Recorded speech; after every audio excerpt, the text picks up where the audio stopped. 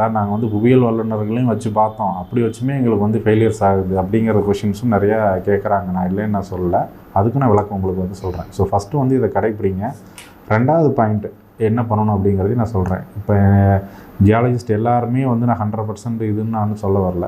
எப்படி பண்ணணும் அப்படின்னா, நம்பர் 2 அந்த இடத்துல வந்து கிரவுண்ட் வாட்டர் இன்வெஸ்டிகேஷன் பண்ணுறாங்க அப்படின்னா, அந்த ஏரியாவோட ஜியாலஜிக்கல் கண்டிஷன், புவியியல் அமைப்பு அப்படின்னு சொல்லுவோம், அது வந்து எந்த மாதிரி இருக்குது.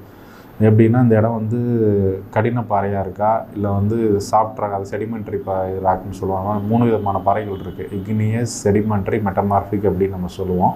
அது மாதிரி உங்கள் ஏரியாவில் இருக்கக்கூடிய பாறை அமைப்பு வந்து ஹார்டாக இருக்கா, சாஃப்டாக இருக்கா, இல்லை இன்னும் லூஸாக இருக்கா, என்ன மாதிரி இருக்குதுங்கிறது முதல்ல அந்த பாறை அமைப்புகளை வந்து ஆய்வு பண்ணணும்.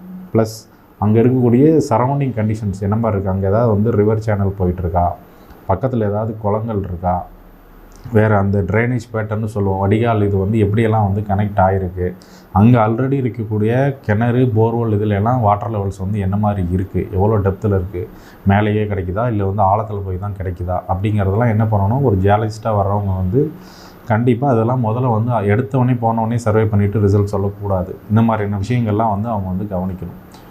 2வது என்ன பண்ணணும் அப்படின்னா, அதுக்கப்புறம் தான் வந்து அவங்க வந்து த்ரூ சயின்டிஃபிக் ஸ்டடீஸே போகணும். அந்த பர்டிகுலர் இடத்துல வந்து கிரவுண்ட் வாட்டர் இன்வெஸ்டிகேஷன் பண்ணுறாங்க அப்படின்னா, பண்ணுறப்ப அவங்க வந்து என்ன இன்ஸ்ட்ருமெண்ட் வந்து பயன்படுத்துகிறாங்க, அதோட கெப்பாசிட்டி என்ன, அதில் வந்து எவ்வளோ டெப்த்துக்கு வந்து டேட்டா வந்து ரெக்கார்டிங் எடுக்க முடியும் அப்படிங்கிறதெல்லாம் விஷயங்கள் இருக்குது. உதாரணத்துக்கு வந்து இப்போ நம்ம இடத்துல வந்து 1000 அடிக்கு கீழே போயிடுச்சு அப்படின்னா, கிட்டத்தட்ட நம்ம வந்து ஒரு 1500 அடிக்கு வந்து நம்ம டேட்டா எடுத்தால் தான் அதுக்குள்ளார என்ன 1000 அடியோட டேட்டா வந்து நம்மளால் வந்து கிளாரிட்டியாக கொடுக்க முடியும். ஸோ அப்போ ஒரு இடத்துல நம்ம கிரவுண்ட் வாட்டர் இன்வெஸ்டிகேஷன் பண்ணுறோம் அப்படின்னா, 1000 ஃபீட்டு அவ்வளோதான் அந்த இன்ஸ்ட்ருமெண்ட்டோட கெப்பாசிட்டி இருக்குது அப்படின்னா, 1000 அடிக்கு கீழே இருக்கிற டேட்டா வந்து அவங்களால ப்ரொஜெக்ட் பண்ணவே முடியாது. ஸோ அப்போ அந்த மாதிரி நிகழ்வுகள் கொடுக்குறப்ப அந்த இடத்துல ஃபெயிலியர்ஸ் வர்றதுக்கு வாய்ப்புகள் ரொம்ப அதிகம்.